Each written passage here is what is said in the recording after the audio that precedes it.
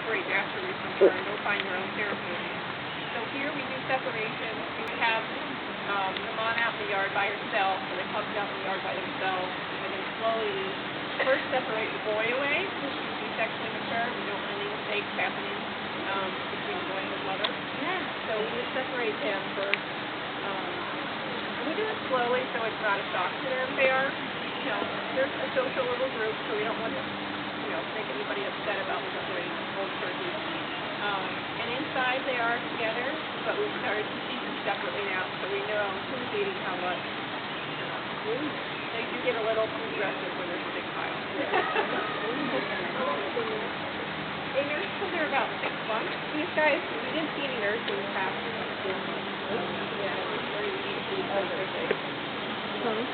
So is it a boy and a girl? Yes, it's a boy and a girl.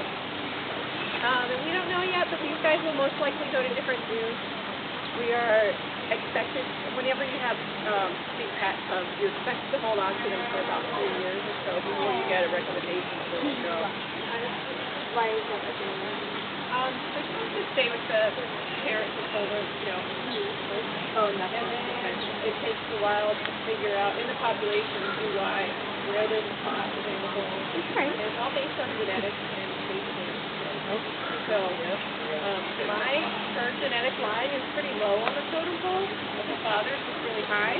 So the cubs are kind of in the middle genetic wise. So we might actually not keep the mom. She could go to a different zoo and we might breed the little female who's genetically more valuable than the mother. It's based on their DNA basically. There's a lot of work that goes on based on their blood, and numbers are pumped out based on their genetic lineage. We just had a conference last week about it. It's called the Felix Tag Taxon Advisory Group, and it's basically a bunch of cat nerds from around the country get together and they discuss which cat goes to which facility based on their genetic number and space availability. No, it's all genetic. So we don't want them to be related. Yeah. So the whole purpose is to avoid inbreeding as much as possible.